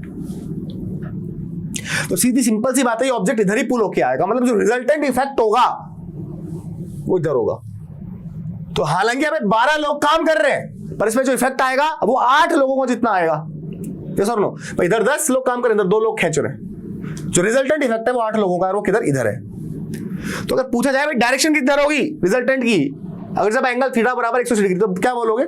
रिजल्टेंट की जो डायरेक्शन होगी वो उसी लाइन के अलोंग होगी, पर उधर होगी जिधर बड़ा वाला वेक्टर है। मतलब एक और देख लो एग्जांपल, अगर समझ में आ रही बात, तो समझ में आ रही तो कमेंट करना जरूर भूलना भाई। मास्टर को बताना से जो आपने पढ़ाया वो समझ में आ रहा है ना, ये बताना जरूरी है। अगर मैं कहता हूं भाई इधर 30 न्यूटन का फोर्स लग रहा बेटा, इधर बेटा 10 न्यूटन का फोर्स लग रहा, इधर 30 लग रहा, इधर 10 लग रहा। मेरा सवाल वापस ये कि इफेक्टिव फोर्स एफ नेट कितना होगा? तो सर आंसर है 30 - 10 होगा, 20 न्यूटन होगा। किधर होगा? तो सर ये बॉक्स जाएगा सर इधर, 20 न्यूटन की डायरेक्शन इधर होगी, ठीक है ना? ये कहानी समझ में आ गई? अच्छा, तीसरी कहानी, सबसे इंपॉर्टेंट कहानी, क्या?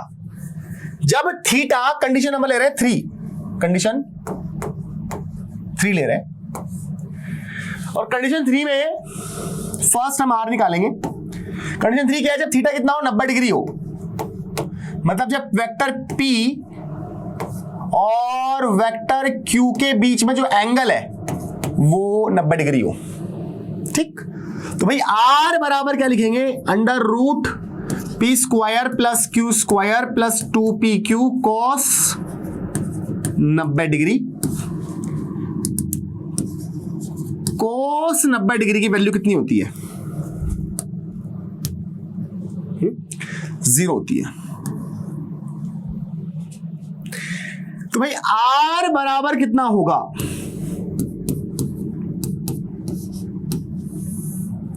ये हो गया P², ये हो गया Q², सॉरी 0 लिख दिया मैंने गलती से, हाँ 0 तो होती है, 0 होती है। और ये क्या हो गया? 0। cos 0 वैल्यू कितनी होती है? 0। सर हट गया, मतलब R जो मिला आपको वो क्या मिला? √P² प्लस Q², ये आपको मिला। R की वैल्यू आपको ये मिली, ठीक है? तो जब एंगल 90 डिग्री होगा तो रिजल्टेंट जो होगा सम का वो क्या होगा? √P² प्लस Q² का रूट। क्लियर है? इतना होगा। अच्छा मान लो अगर एंगल आपको निकालना हो tan अल्फा, ये बहुत इंपॉर्टेंट है, वेरी वेरी इंपॉर्टेंट, ये आपको बहुत काम आएगा, इसे शॉर्ट ट्रिक आपको दिमाग में होना चाहिए। देखो तरीका क्या है, रिजल्टेंट अगर P से बन रहा है, रिजल्टेंट अगर P से एंगल बना रहा है, रिजल्टेंट मान लो अगर किससे एंगल बना रहा? R, P से बना रहा है अल्फा, तो क्या करोगे? P से बना P को भूल जाओ, P को भूल जाओ, Q को पकड़ लो। Q साइन थीटा, थीटा कितना भाई? 90 degree, plus Q cos theta, theta कितना? 90 डिग्री।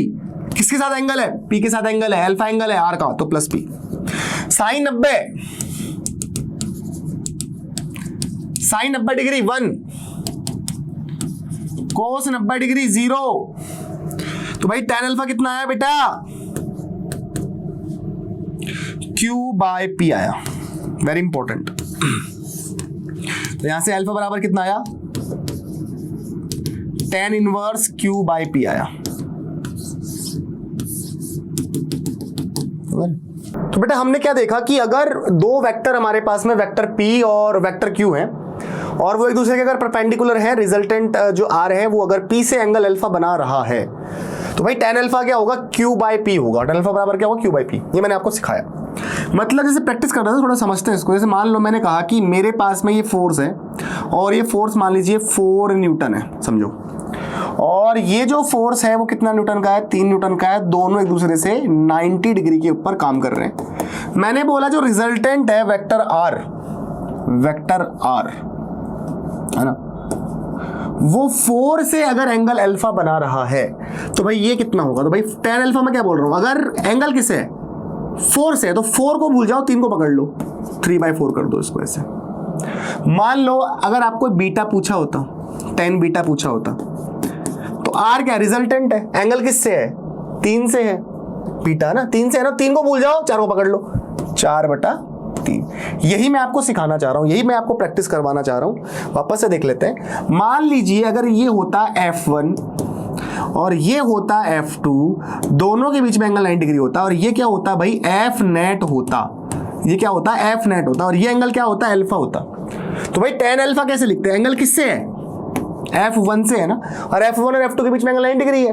एंगल किससे, f1 से है, तो f1 को भूल जाओ, f2 को पकड़ लो, डायरेक्ट ऐसे लिखना है f2/f1। एफ नेट क्या लिखना है इस कंडीशन में, सर एफ नेट क्या लिखना है, अगर दोनों एक दूसरे के परपेंडिकुलर है तो अंडर रूट f1 का स्क्वायर प्लस f2 का स्क्वायर करना है। यही मैं सिखा रहा हूं आपको, यही सिखा रहा हूं मैं आपको।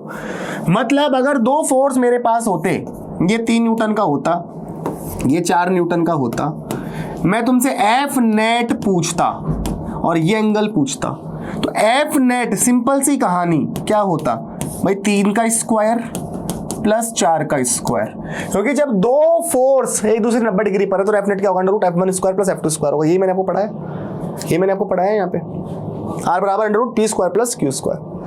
तो बस यही काम करना, तो मतलब कितना हो जाएगा, ये आपका हो जाएगा 5, कितना हो जाएगा 5, 3 का स्क्वायर 9, 4 का स्क्वायर 16, 16 प्लस 9 25, अंडर रूट 25 5 होता है, तो 5 न्यूटन एफ नेट हो जाएगा।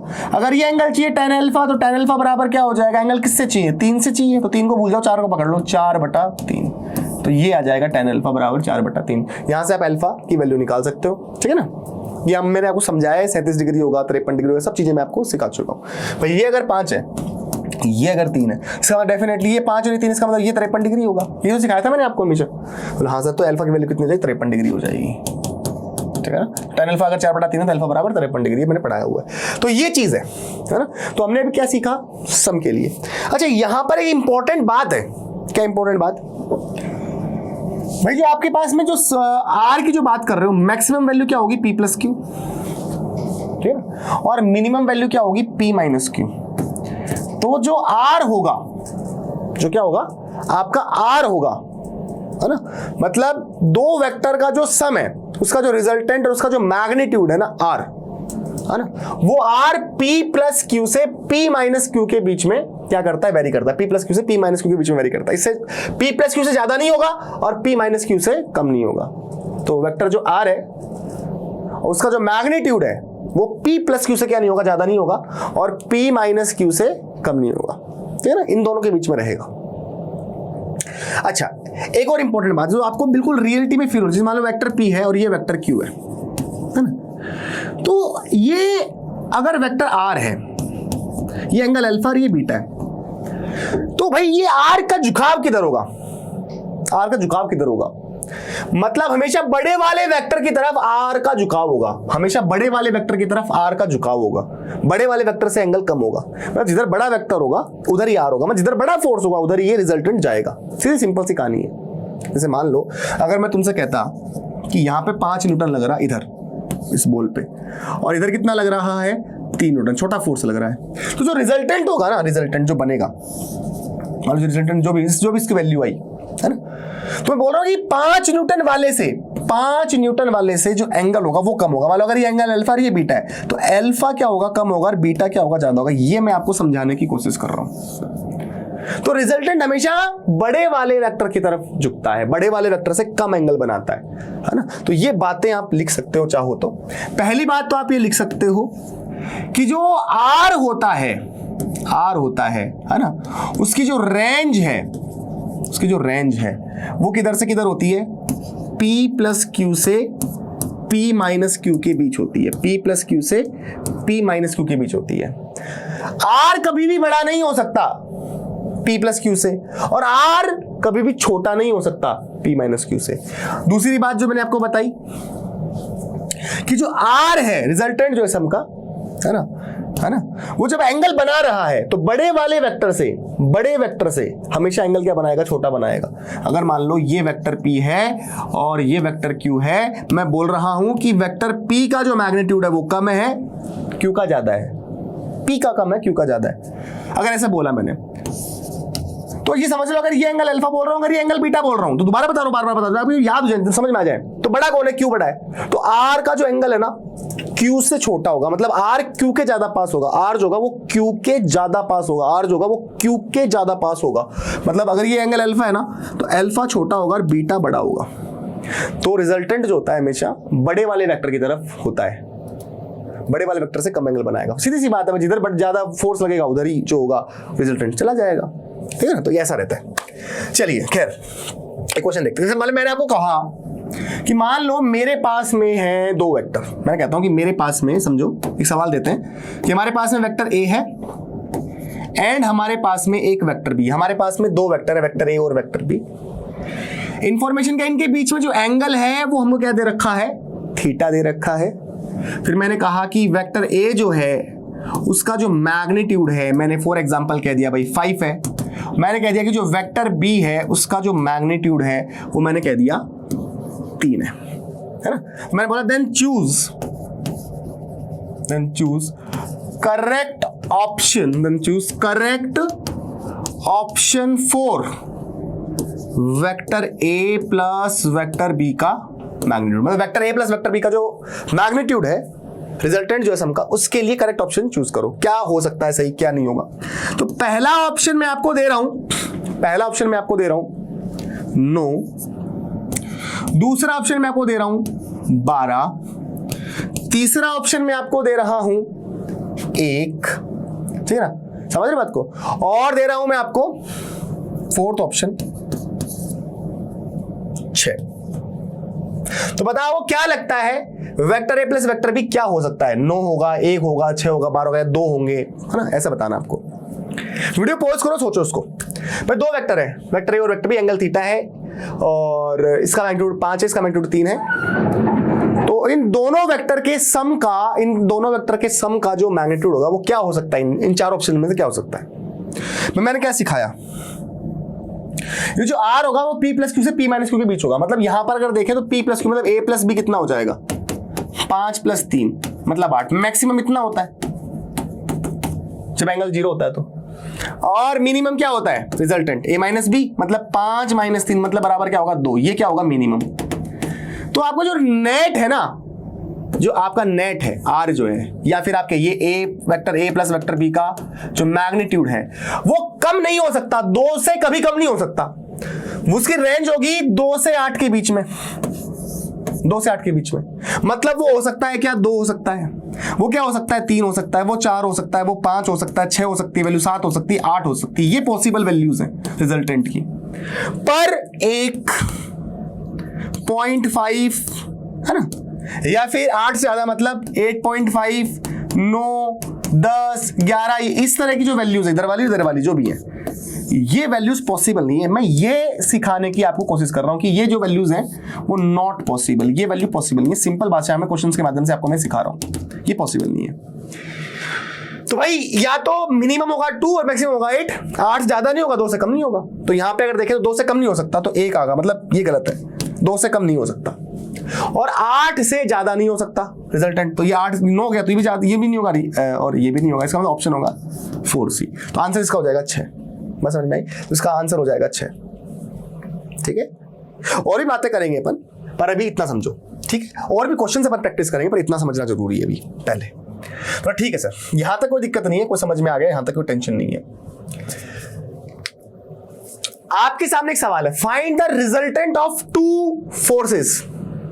Find the resultant of 2 forces, 2 forces का रिजल्टेंट हमें चाहिए, each having magnitude F note. दोनों का मैग्नीट्यूड कितना F नोट है। 2 फोर्सेस हमारे पास में, सॉल्यूशन की अगर बात करें, हमारे पास में कितने फोर्स है भाई, 2 फोर्स है सर, 2 फोर्स है। दोनों फोर्सेस का मैग्नीट्यूड जो है, 2 वेक्टर होंगे, मान लीजिए हमारे पास में F1 वेक्टर और F2 वेक्टर, इन दोनों का जो मैग्नीट्यूड हमको दे रखा है क्वेश्चन में वो दे रखा है F note and angle between theta, find the resultant. Resultant पता करो भाई क्या हो जाएगा।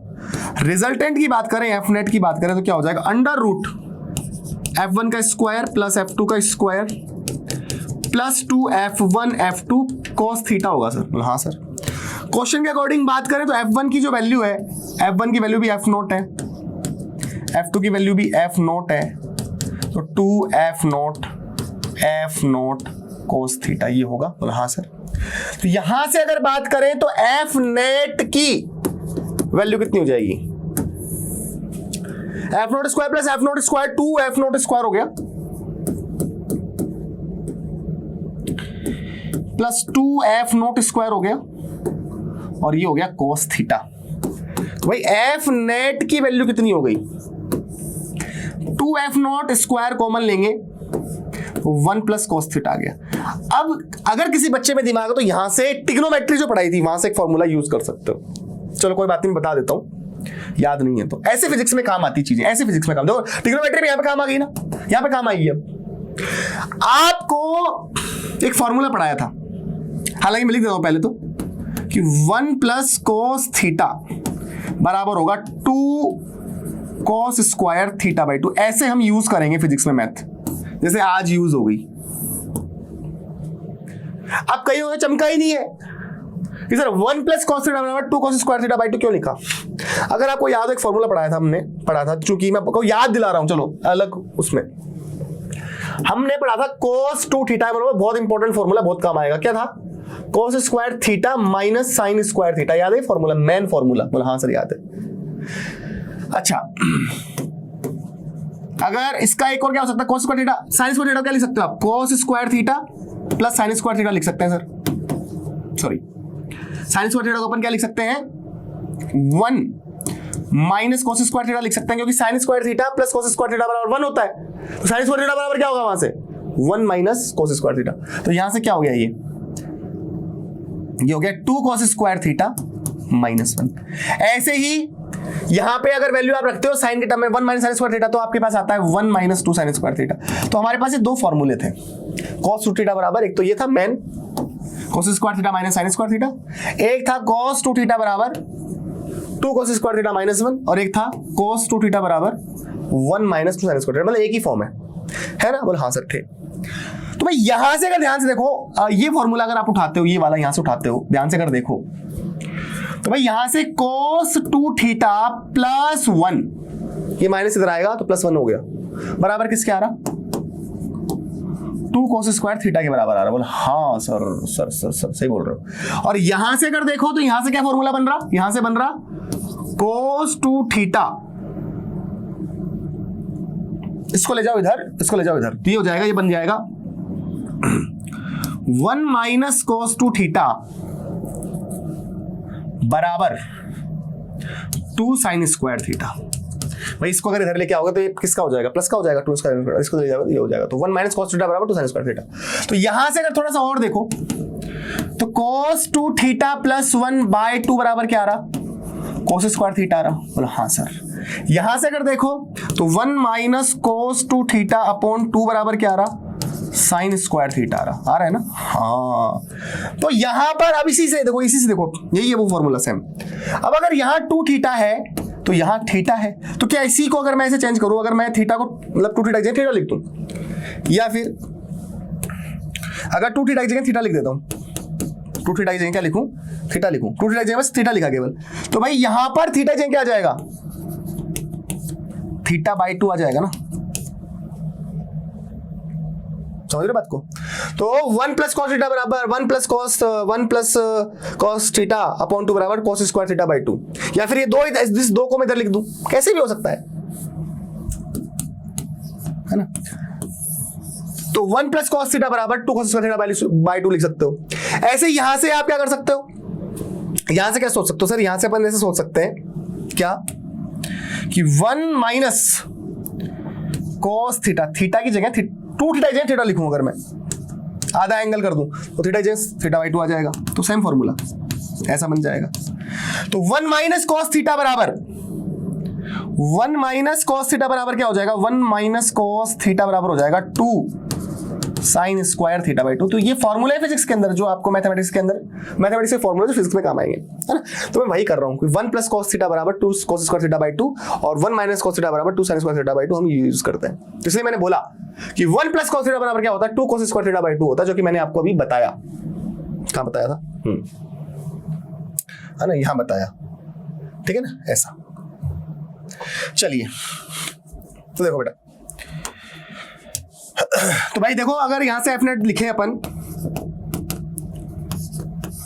तो ये 2 एफ नॉट स्क्वायर, ये तो आपको मैंने अच्छे से याद दिला दिया पुरानी बात, और ये हो गया 2 कॉस स्क्वायर थीटा बाय 2, ठीक है ना भाई। 2 और 2 अंडर रूट में 2 बार है, एफ नॉट स्क्वायर 2 बार है, कॉस स्क्वायर 2 बार है, इसका मतलब एफ नेट बराबर कितना आ गया, फाइनल आंसर हमारे पास आ गया 2 F not cos theta by 2। Very very important result.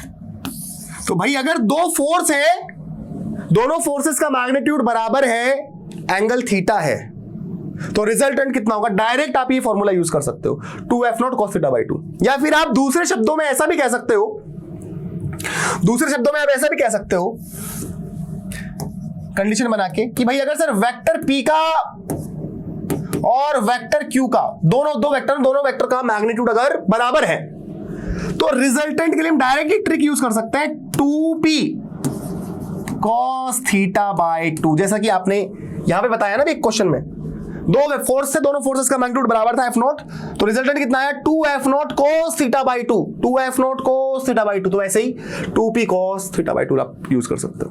Yes, it is very very important result, it is very very important result.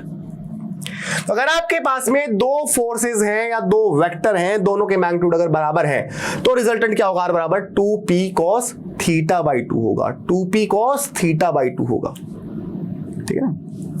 चलो थोड़ी सी प्रैक्टिस करते हैं, प्रैक्टिस करते हैं। अगर दो फोर्स होते, दोनों फोर्सेस का मैग्नीट्यूड बराबर होता, इसका भी F होता, इसका भी F होता, F नेट कितना डायरेक्ट बताओ आप मेरे को पहले, तो बिना कुछ फॉर्मूला यूज करें, सर 2F हो जाता, होता ना 2F, F plus F 2F, direction इधर, इस फॉर्मूले से निकाल के देखो, इस फॉर्मूले से निकालोगे F नेट, तो आप लिखोगे 2 P की जगह, मतलब जो फोर्स की वैल्यू है वो F, आप लिखोगे cos थीटा बाई 2, थीटा कितना 0 बाई 2, कितना होता, वही 2F आता, क्योंकि cos 0 वैल्यू कितनी होती है, 1 होती है। आ रहा है ना, उस तरीके से भी इस फॉर्मूले से भी आ रहा है।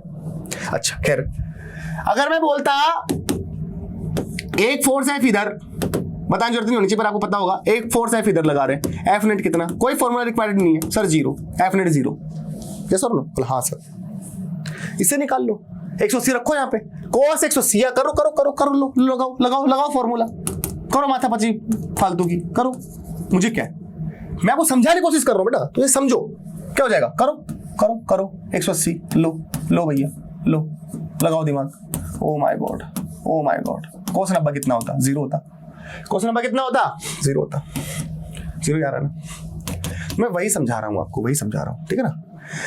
अब इंपॉर्टेंट जो हमको काम आने वाले, जैसे मान लो दो फोर्स होते और थीटा उनके बीच में मान लो 60 डिग्री होता, क्वेश्चन समझना, दो फोर्स हैं, इधर भी एफ है, इधर भी एफ है, अच्छे से पढ़ना इनको, और इनके बीच में एंगल कितना होता, 60 डिग्री होता। तो आपको डायरेक्ट ट्रिक क्या यूज करनी है, हम जानते हैं कि जो आर नेट हो जाएगा वो क्या हो जाएगा, 2P cos थीटा बाई 2 हो जाएगा, अगर दो वेक्टर होते हैं, दोनों वेक्टर का मैग्नीट्यूड अगर बराबर है, तो 2P cos थीटा बाई 2 है, दो फोर्स है, दोनों फोर्सेस का मैग्नीट्यूड बराबर है, तो 2F not cos theta by 2। तो वही कंडीशन है यहाँ पे, इसका ये फोर्स का मैग्नीट्यूड भी F, इस फोर्स का भी मैग्नीट्यूड है, दोनों वेक्टर है, दोनों वेक्टर का मैग्नीट्यूड FF है, एंगल 60 डिग्री है, तो सर ये फॉर्मूला लगा दो फटाफट डायरेक्ट आप, तो भाई रिजल्टेंट क्या हो जाएगा, F नेट क्या हो जाएगा, F नेट हो जाएगा sir 2F cos theta by 2, direct लगा दो सर, वो बड़ा वाला फॉर्मूला यूज करने की जरूरत नहीं है, √P square plus Q square plus 2PQ cos theta, तो आप वहां पे रखो F square plus F square plus 2F into cos 60, जब करोगे घुमा फिर आगे तो ये आएगा, तो हम सॉल्व कर चुके हैं, तो इसलिए मैं आपको छोटी छोटी ट्रिक्स बता रहा हूं। तो 2F cos 30 कितना होता है, √3/2, cos 30 कितना होता है, √3/2, 2 से 2 कट गया, तो ये आपके पास आ गया F net √3F, and it is very very important result. तो मैं आपको बोलूंगा ये याद कर लो अच्छे से कि दो फोर्स है, दो फोर्सेस के बीच में एंगल कितना डिग्री का है, 60 डिग्री का, कितना डिग्री का है, 60 डिग्री का है और दोनों का मैग्नीट्यूड क्या है, अगर बराबर है, दोनों का मैग्नीट्यूड अगर क्या है, बराबर है, तो आंसर कितना होगा, √3f होगा। मतलब अगर मैं कहता क्वेश्चन में, मतलब अभी क्वेश्चन कर रहे हो आप फिजिक्स में, कभी एनएलएम में क्वेश्चन कर रहे हो या फिर काइनेटिक्स में कभी क्वेश्चन कर रहे हो, आपको दो फोर्स मिल गए, इधर मान लो 10 न्यूटन मिल गया आपको, इधर आपको 10 न्यूटन मिल गया और एंगल 60 मिल गया, तो मेरा पढ़ाया हुआ बच्चा डायरेक्ट एफ नेट क्या लिखेगा, बिना सोचे समझे 10√3 न्यूटन लिख देगा। इससे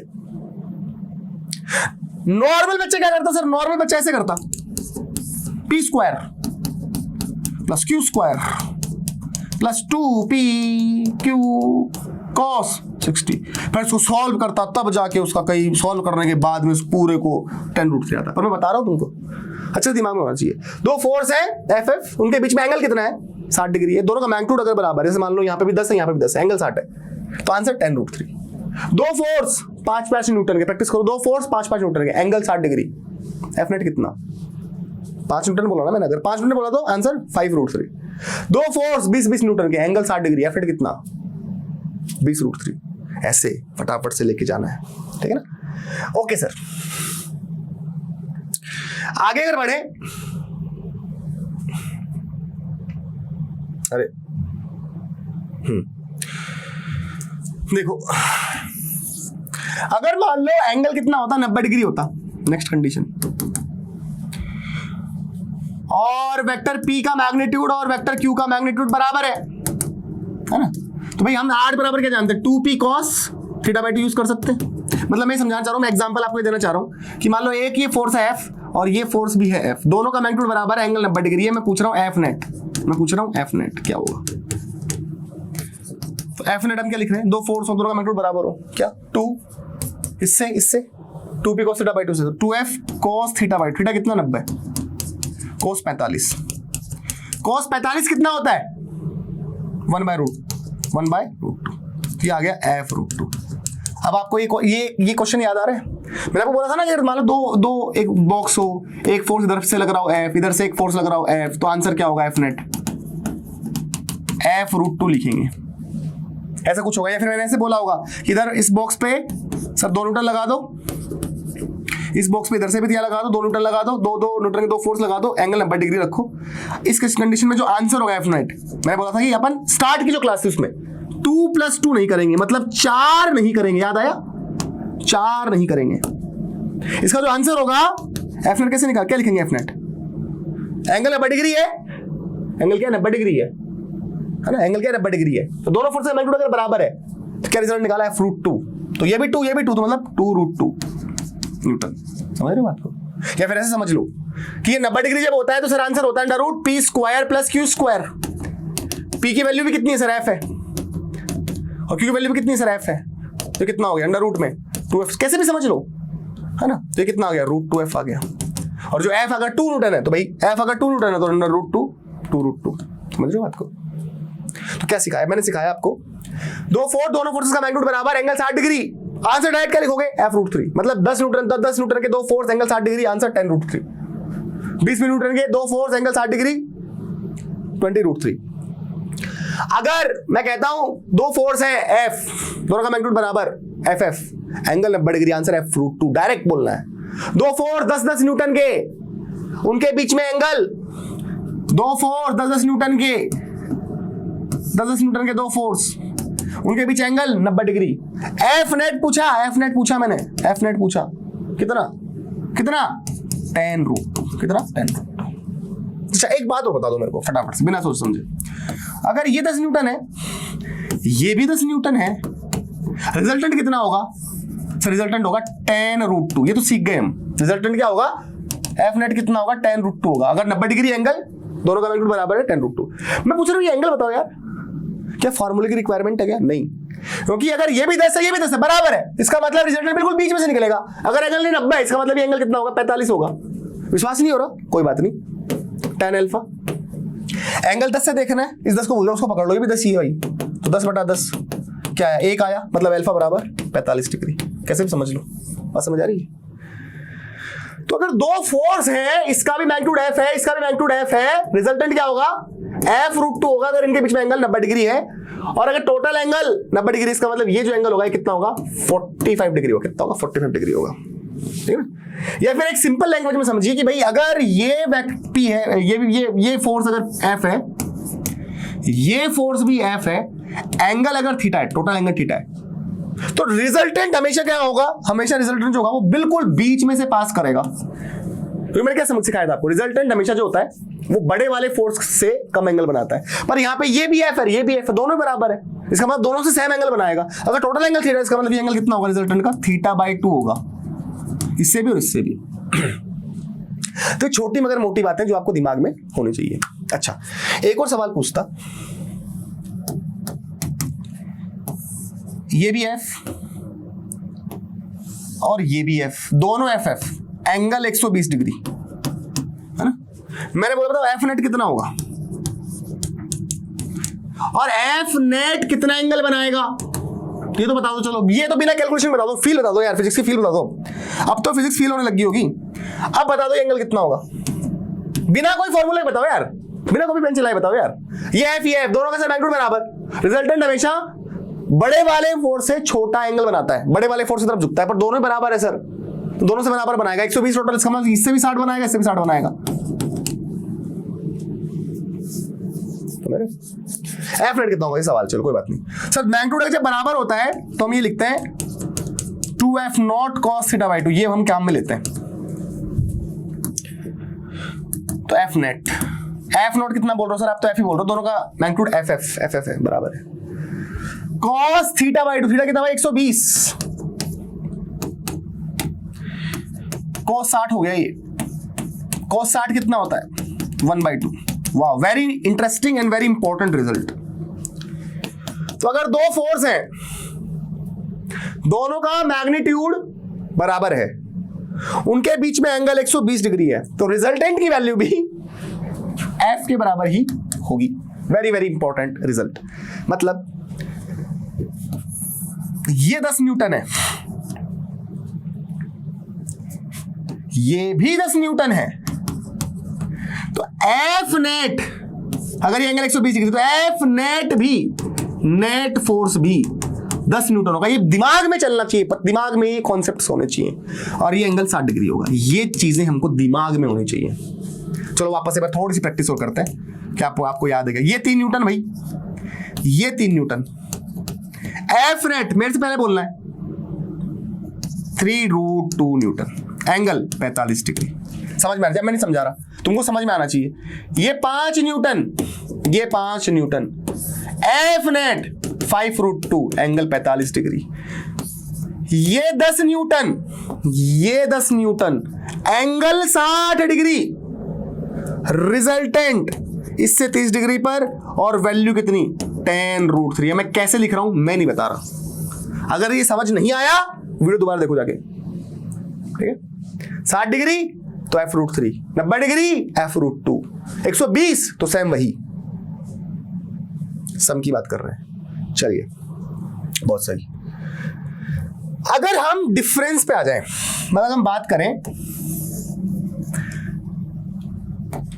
डिफरेंस, मतलब अगर डिफरेंस की डायरेक्शन निकालना तो हम सीख चुके हैं, पर सर इसका मैग्नीट्यूड क्या होगा, तो सीधी सिंपल सी कहानी है, कॉन्सेप्ट नया कॉन्सेप्ट। तो हम बात कर रहे हैं magnitude of resultant of difference of two vectors. So बस यहां पे कुछ नहीं है, यहां पे ये p² + q² - 2pq cos θ लिखा जाता है बस यहां पे। सम के लिए क्या होता है फॉर्मूला, याद दिला दूं, दोनों को याद करने का तरीका बता देता हूं। सम के लिए क्या होता है फॉर्मूला, ये होता है, प्लस का निशान आता है या माइनस का आएगा बस। और थीटा किस किस के बीच का एंगल है, P और वेक्टर Q के बीच का ही है। अगर ये वेक्टर P है और वेक्टर Q के बीच में एंगल अगर थीटा है ना, तब की बात कर रहा हूं। तो सम का मैग्नीट्यूड तो ये, रिजल्टेंट मतलब सम के रिजल्टेंट का मैग्नीट्यूड ये, और डिफरेंस के रिजल्टेंट का मैग्नीट्यूड ये होगा। अच्छा, tan α लिख रहे हो, सम के केस में क्या लिखोगे, अगर रिजल्टेंट एंगल बना रहा P से, याद करो P से बना रहा, P को भूलो, Q को पकड़ो, Q sin θ और Q cos θ, एंगल P से तो प्लस P करेंगे, ठीक है ना, याद है ना, याद है ना। ऐसे ही डिफरेंस के केस में बात करें तो बस क्या दिक्कत है, कुछ याद नहीं रखना। tan α अगर डिफरेंस के केस में है तो भाई क्या वही सेम Q, बड़े सिंपल तरीके समझाता हूं, Q sin थीटा अपॉन वही Q cos थीटा करना है, पर यहां प्लस लगाया निशान, यहां प्लस लगाया ना, यहां माइनस लगाना है बस, अगर P से एंगल तो माइनस P, बस खत्म, सारी बातें खत्म, वो सब चीजें वैसी वैसी हैं, ठीक है। अच्छा एक सवाल देखते हैं, कुछ सवाल देखते हैं, जैसे मान लो एक सवाल आ गया तुम्हारे सामने, क्या लिखा हुआ है, 2 non zero vectors, 2 non zero vectors हैं, एक वेक्टर ए है और एक वेक्टर बी है, आर सच दैट कि ऐसा है, मतलब वेक्टर के सम का जो रिजल्टेंट है उसका मैग्नीट्यूड और वेक्टर के डिफरेंस का जो रिजल्टेंट है उसका मैग्नीट्यूड बराबर है, ये सवाल में हमसे कहा गया है।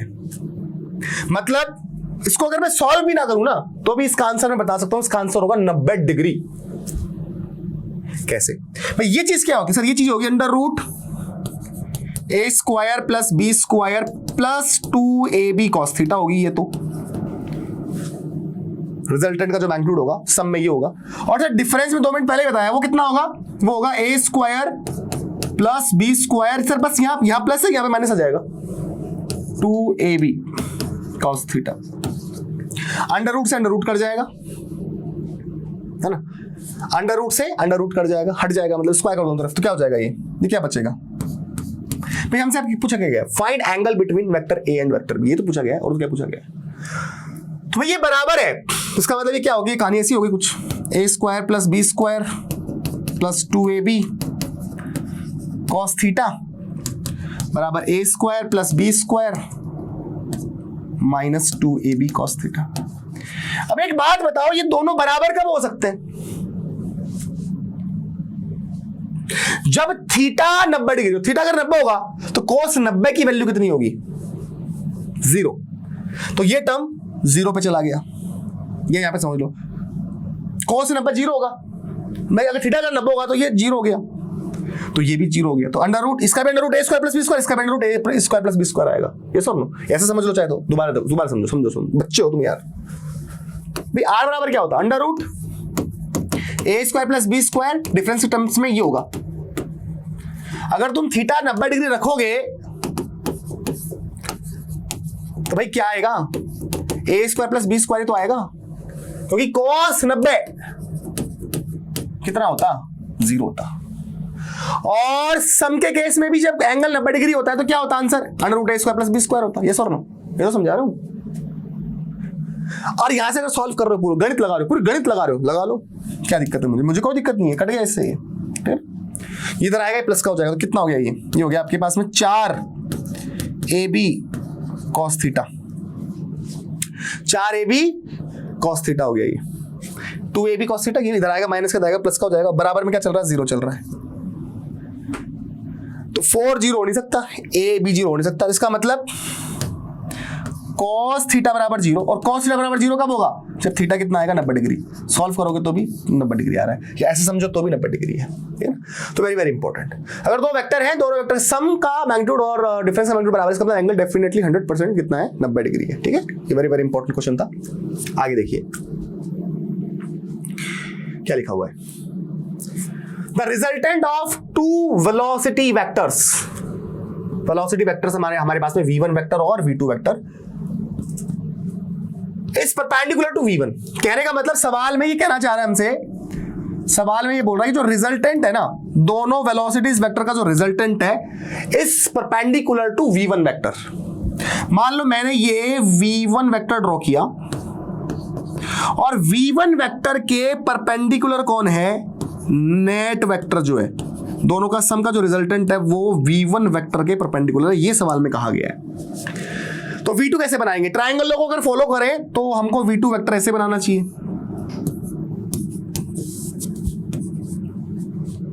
ये वाला vector v1 vector plus v2 vector बराबर v नेट, फॉलो कर रहा है ना, जिसका हेड टेल मिल रहा है वो दोनों जुड़ते हैं, ये और ये जुड़ेंगे और इसके बराबर होंगे, ठीक है ना। आगे बढ़ते हैं,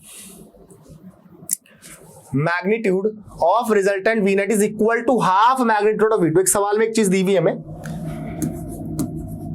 v नेट बराबर क्या दे रखा, v2/2 दे रखा, ये गिवन है,